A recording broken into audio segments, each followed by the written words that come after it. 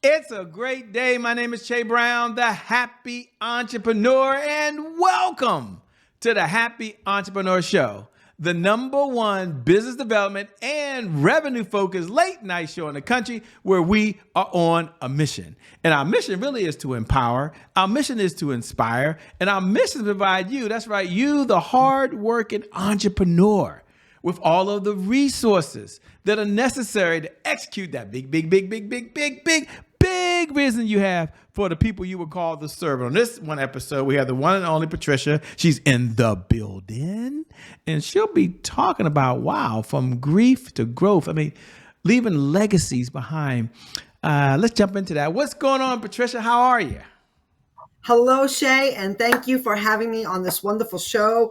And also, I want to share with the world, I'm also known as Patty from New York. And, I put the caffeine in the coffee. Yeah, I bring death alive through legacy. I am a certified end-of-life coach, and you are still in the land of the living. So I help you. I guide you. I don't fix you. I give you the resources to get to where you want when you are ready to recover and live your legacy and live a life to be remembered.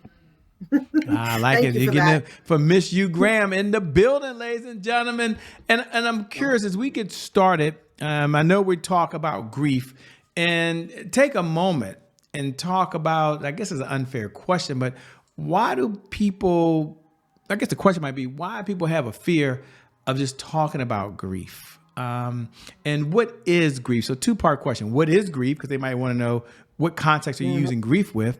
And number two, why do we have such a fear of kind of talking with it and dealing with it? Well, there's a couple of answers. I'll try to keep it on par for, the sake of time here. However, I'm glad you asked that question. It's a very good question. First of all, grief and mourning, you didn't say the word mourning, but it is important. Mourning and grief, they're kind of like married together, right? And a lot of people consider it a heavy thing. Mourning does not have to be. Mourning is a choice. Mourning is an action. These are steps that we are taking in our grief. And there are good ways to mourn, and that's what I teach, a new spin on mourning. However, going back to the question, grief is a mere, as a coach, I say, a measurement of how deep is your love. We need the contrast. We need to see good from bad, right? And this is a heavy thing because grief is a low vibration. According to Stanford University, it's one of the lowest we could have. It's right down there with fear, as you mentioned, the fear of grief. Well, fear and grief are in the same playing field. Depression, same playing field. Powerlessness, same playing field. And grief, another reason why people fear grief is because at some level, sometimes right on the forefront, sometimes buried down deep, but we're facing our own mortality. And the truth is, we're all going to get that. We're all going to get to that place. And if we could just embrace life now into the land of the living and appreciate the legacy, the memories, the treasure chest that's in your heart that nobody could wipe away. That's where I want to bring you back. That's where I want to bring you back, because then you could be in a state of appreciation and gratitude. Same thing, knowledge, knowing more about that loved one, even going back to learn more about them, either through storytelling or even just look at pictures, right? It brings you back to a high vibration. Again, according to Stanford University, they've measured these things on EKGs and have people think about stuff. And those are one of the highest vibrations we could have as a human. So that's the beauty about emotions. And I like to provide information on how to get emotional equity back. Okay. It's up to you, but I'll meet you halfway. That sound fair? Meet us halfway. I love it. And ladies and gentlemen, you can hear her passion. I mean, one reason I wanted to hear, this isn't just something that she's just doing la-di-da-di, tell somebody. She's really passionate about it. As they heard your passion, no matter how famous you are, Patty, some folks don't know you, right? There's some folks that did Google you beforehand. They're like, okay, I get an idea where she's going. There's other folks who read your bio, and somebody's listening to the podcast right now. Thank you all for allowing us to stream into your home or into your podcast, especially during these remarkable times that we live in this world. Somebody want to know, who is Patty? Hey, take a moment, if you would, tell me your backstory, and then what was that defining moment, the defining moment that led you to doing what you're doing now?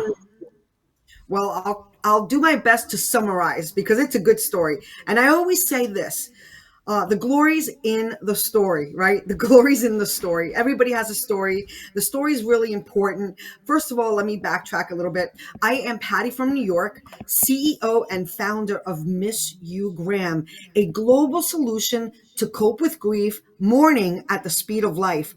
We are in a new era. Everything's digital. So I created an operation system, which is a free public service. And people ask me, how do you make money? And I say, don't worry about it unless you want to pay my bills. I believe it should be free to memorialize on a exclusive, non-vulnerable place to share the memories of those that have passed away.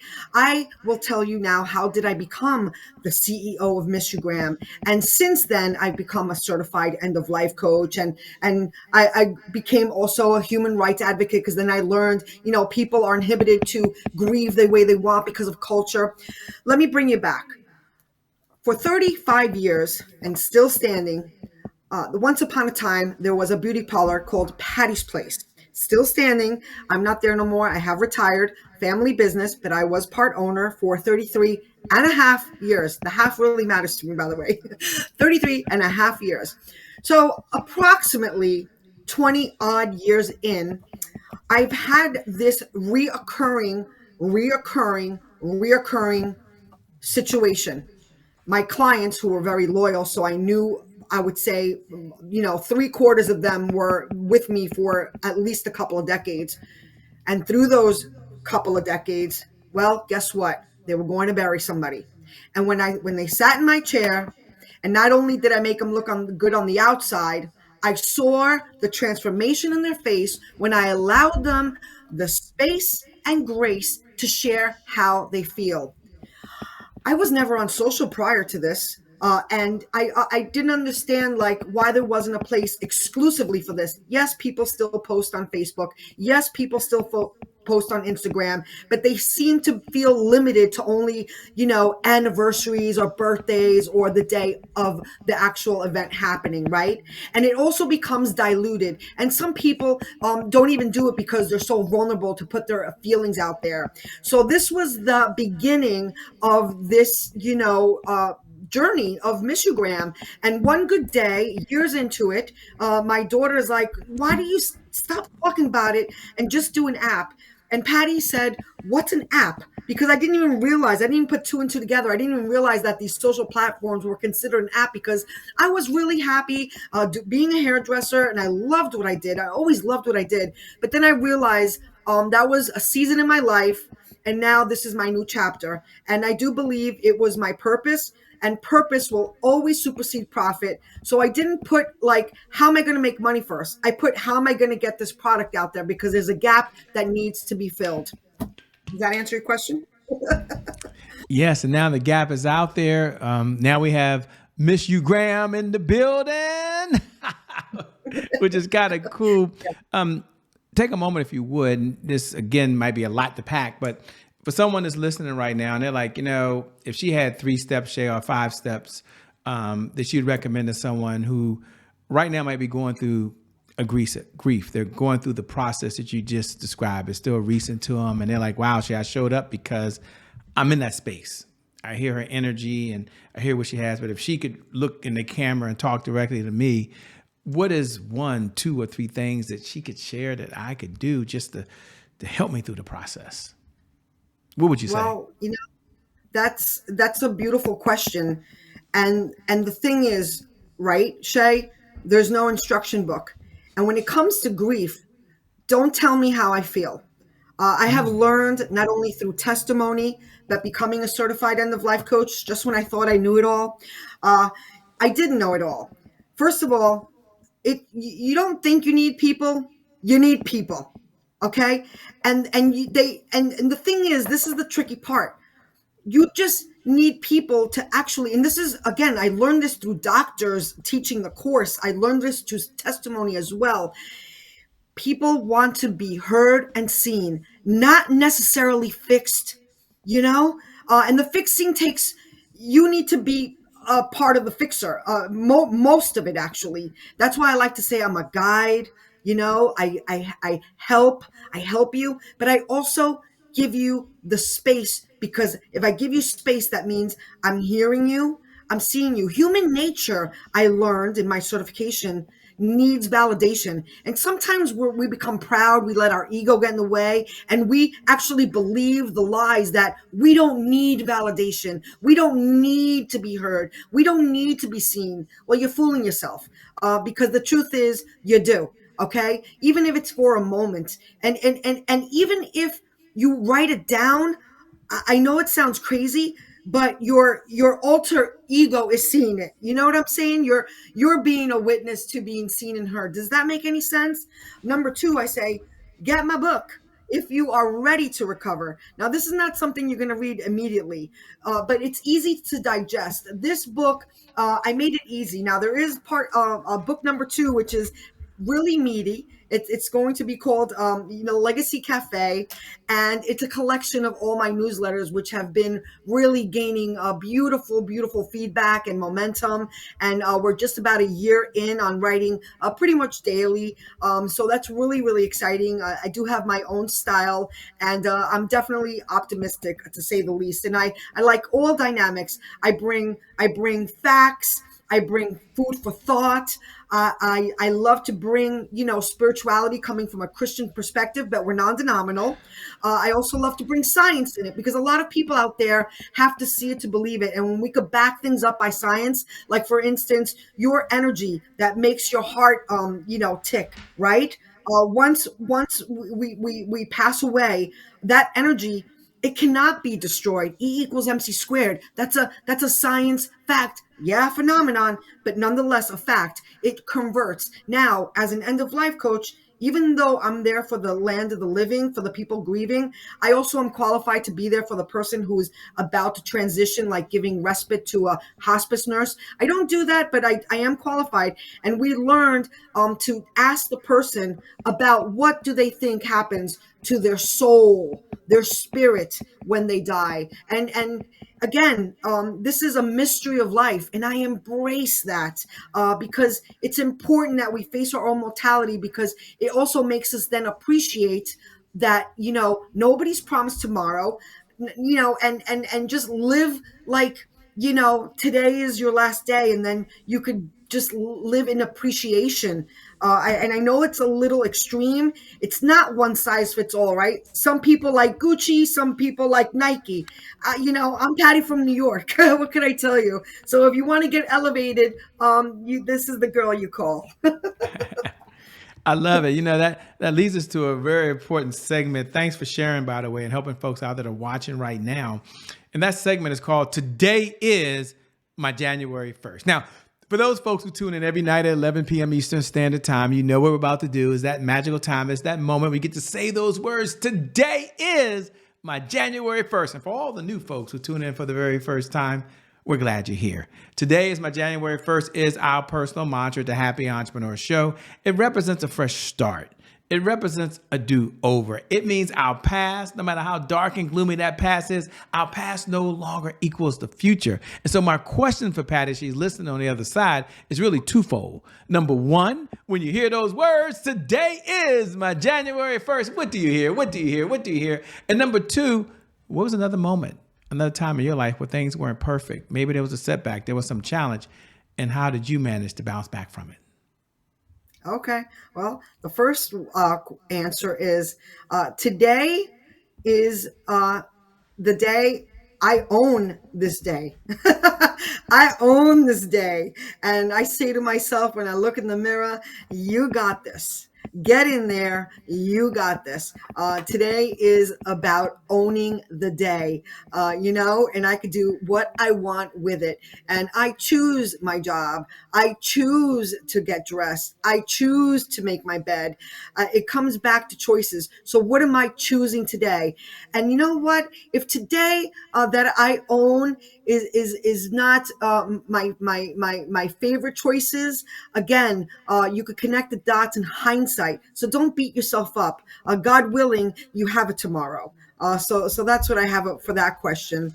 And for the number two question, Well, this is something that happened recently, actually. I did share it with a mentor of mine, and it's about preparedness. And I have to put my money where my mouth is, because in preparedness, I do provide, documents for people to write a living will. And then also, I recommend to go and get a trust, which is more of a legal situation. So you need to find an attorney most of the time. There are companies that help you out as a third party, but preparedness, because just like car insurance, you don't plan to get in a car accident, but preparedness is really important. Well, I always thought, like, I work so good under pressure, and I am good in improv, if need be, right? Well, it doesn't work so good if you're not prepared. So recently, I had a speaking engagement, and I thought I had all the time in the world. Well, there was a little emergency that happened that was beyond Patty's control. And guess what? I cracked under pressure. I did deliver. However, oh boy, definitely not one of my best days that I was proud of owning. But I was the owner of that day. I did own that day, but did not like what I was owning. So it did make me laugh after the fact, after I had my little hissy fit. And that's the thing. Don't get stuck on whatever it is. And this saying, although cliche, and some people even get really annoyed at it, but I will be that person that uses it. This too shall pass. And when you know better, you do better. That's my answer. Thank you, Shay, for asking. Says so well, by the way. Says so well. You know, Thank you. we asked earlier what someone should do if they're going through something right now, and you kind of laid that out. Do you have any advice for the other person that's sitting on the other side who has a friend who may be going through this right now? Maybe they have a coworker who's dealing with some grief. Is there one, two, or three things you would share with them that they could do to support the individual? I know earlier you said, don't ask them how they're feeling. I think that's what you said. And I'm like, what? That's the first thing I would ask. But I'm glad I'm here. So I was thinking, man, I wonder if I'm the only one that's wondering, what can we do to support someone that's going through grief? What would you say? Yeah. Well, I didn't necessarily say that. However, now that you mentioned that, I was saying generally, talking to like myself, like, Oh, don't tell me how I feel. So even if you're going, let's say, for example, Jane, loses her mother. Don't go to Jane because you lost your mother too and tell Jane you know how she feels. It's not the right time. Maybe you can revisit that, when and how much time is grief. I believe it's a forever thing. But you'll know. It's one of those things that are innate. When it's a better time, and when it's kind of new. And I'll tell you, like, the first year, just consider it new, okay? Because the first year there's going to be the first of everything, which is a tricky waters, and that could be a whole nother episode, okay? However, be mindful that, again, I'm here for you. I'm here for you. Another question that you can ask is, because it unfolds another conversation. And I learned this from a doctor, who was a psychologist, and she had said, dealing with mental health, not necessarily just grief, but mental health as a whole. And when somebody's going through something, when it comes to mental health, I learned from the doctor, she said, ask about somebody's sleep. How did you sleep last night? Because that one question is something that we all have in common, right? We all need to sleep. And if you are going through a thing, it usually affects your sleep. And also, sleep is a telltale sign. What if you had great sleep? Well, they might be doing it. They might be doing pretty good. And again, practice makes better, right? So even though each loss is different, right? Sometimes we can find tools that we can get to recovery. So we are conditioned to use these. That we could make new conditions so we have a better recovery. So our coping is a little easier. So these are telltale signs. So if you ask somebody about their sleep, how'd you sleep last night? It's a little softer approach. It's a more easier conversation. Most people will talk about that, right? And it sometimes just unfolds other beautiful conversations, dreams. They talk about how they woke up, because sometimes when something happens and you wake up, it almost feels like the truth was a nightmare, and then you're living the whole trauma all over again. So it is delicate. I think being there, letting people know I'm here for you, and don't expect them. Don't say, "Oh, you call me anytime." No, you call them. If they don't want to answer, they won't. You're not going to bother them. I promise. They just will put their phone on mute. They won't answer. But people play hard to get. People, but they do want to know that you love them. And again, let them know that you're there just to be there for them, and that's it. And help me understand. Ask them, help me understand how you feel. Give them an opportunity to attempt to express those emotions that are so difficult to put words on. So that's it. I Few love it. things. When I get time to ask questions, we have a few minutes now. One of my favorite questions to ask is, what's one of the best pieces of advice you've ever been given? And I'll frame it for the audience so they're kind of aware you're not coming off the mountain with the 10 Commandments here, but you've had a lot of mentors, I'm sure. You've read more books, and I'm not sure if you remember all the books you've read these days. I have stopped counting the number of hours I watch YouTube trainings, because I thought I was at YouTube University for so long. But now I just understand it's just part of my life. So my question is, if you had to step back and say, man, here's one of the best pieces of advice I've ever been given, what is the advice and why are you giving it? Well, okay. Well, right now I'm reading A Course in Miracles, even though I also have read close to 300 books within, over a decade or more, a couple decades. Some audio. I love audio. Most audio, actually. As you see, I have my bookshelf. I had given a lot of books away because I love to share. But recently, I'm going to tell you one of the most recent advice that I really, really cherish. I even believe I shared it today in different words, is what are you saying to yourself when you talk to yourself? My good friend said this to me, and I'm so thankful, and it's like that song, The Man in the Mirror by Michael Jackson. It just, and it brings me back that advice from my mentor who is just brilliant. And she said that to me, and it just clicked. Maybe I've heard it before, but this one time, and that's how it is, right? Sometimes we could hear something a million times, and then you hear it that one time, and it just clicks. What are you saying to yourself when you're talking to yourself? It is so important for the trajectory of not only your day, your mindset, your life. Okay, and this kind of parlays with my, it's hard to pick out one scripture out of the good book, the Bible. However, going to this, it's a reflection of this advice. Exodus 3:14. When Moses asks the burning bush, when he's talking to God, what do I tell the people your name is? My name is I am that I am. So whatever follows that, those affirmations are so strong because, this is what I say. Faith precedes the promise. And it starts with your words. So the I ams that you're saying, be careful, because they will come back to to a reality. So that's my 2 cents. I love it, by the way.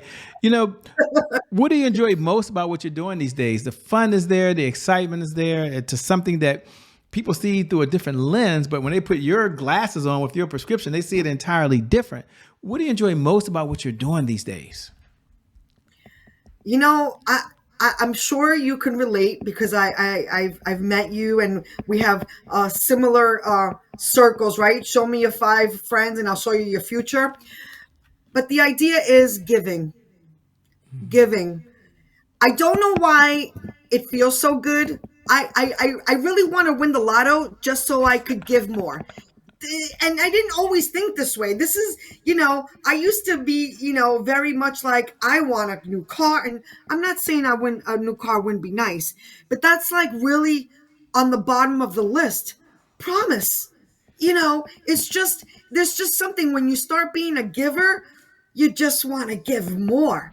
But takers are the same way. So you got to be careful. You got to be careful. You have to have boundaries. You have to have non-negotiables. But giving, when I could see somebody being with gratitude, I just, to me, that's the greatest gift of all. It's just the greatest gift of all. So I love giving. I just hope I could have my cup keep spilleth over, so I could just keep on pouring. And that's what I got for you. I know it sounds a little corny, but it's the truth. No, no, it's spot on. What do you do for fun when you're not out saving the world, making a difference for other people? What do you do for fun these days? Oh, oh yeah, oh yeah, oh yeah, yeah. Patty likes to sing. Okay, Patty. Like, all kidding aside, like, I love dancing, and I don't have a. I wasn't gifted with the voice of song, but I still sing. I still sing. I sing, definitely out of tune, but it's okay. Dancing, praise dancing. And again, like, birds of a feather flock together. My friend who I was helping through her grief, right? Lost a teenage son, and that was heavy stuff. And talking to her, and then we got talking about, like, the hard times during COVID, and I asked her, like, what you do, and she goes, well, we praise dance. And I go, tell me about it, because I love dancing. Dancing has been in me, like, I came out dancing, okay? And when she told me about praise dancing, I recently got into gospel. I would say now it's going on 3 or 4 years that I listen to gospel on a daily now. However, even though I knew what gospel was, that was never on my playlist. It just wasn't. I might have heard it, heard in church or on the radio, but it just, and for some reason, the stars lined up, and I was introduced to, like, wholesome gospel music in fellowship with other people, which made it just really a whole vibe.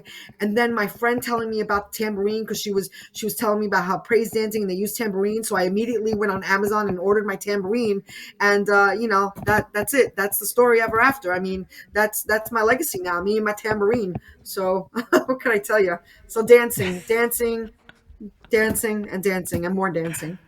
I love it, by the way. As we come down the home stretch, two-part question. Number one, what type of clients is your firm looking to work with these days, if any? I'm not sure if you're taking on any clients. And number two, how can folks best connect with you? How can they stay in this conversation over and beyond the time that you and I have right now? Thank you for asking that. I'm on all the major platforms as Miss You Graham, and it's either a hyphen or an underscore. But if you Google me, pick your platform. If you Google Miss You Graham, even without hyphens, I do own the page. I will be down the whole page of Google. Also, Patty Freudenberg, which is a little challenging to spell out, or Patricia Freudenberg, same thing. I own the page, pick your platform. But Miss You Graham would be probably the easiest way. Just go to Google and then pick your favorite platform. I am very mindful of answering all emails, replies. I love engagement. I appreciate that.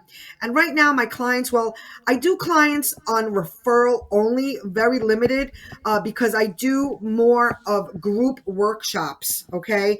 It's just my style right now. I used to be one-on-one with what I used to do, and I found that it's limiting. I also do offer memorial services. I have a beautiful song, Together We'll Remember. I do a memorial tree with butterflies, and those are few and far between, but I do offer them too. So if you want to have a private memorial with Patty from New York, just give me a buzz, and I'll be your girl. I'll be there. Well, let me say thank you so much for being on the Happy Entrepreneur Show. I'm going to suggest you all connect with her right away. We appreciate it, and I can't wait to have you back again soon. Thank you, Shay. This was wonderful, and I hope to see you soon too. God bless. Thank you. And thank you to viewers. Thank you for tuning in, because without you, well, we don't have a show. So I never get tired of reminding you every night at 11 p.m. Eastern Standard Time, no matter what's going on in your life, whether you're doing really well and there's another gear you want to get to, I know it, or life's hit you with the punch you never saw coming. The one thing I know to be true is that today is your January 1st. And because of just that one reason alone, I believe your best is yet to come. Your best is yet to come. Your best is yet to come. With that being said, my name, it hasn't changed. It's still Shay Brown, the Happy Entrepreneur. Make it a great day, everyone. And we'll make some good things how we connect again next time. God bless. which it says, bye. Thank you. We'll see you on the other side. Bye-bye, everybody.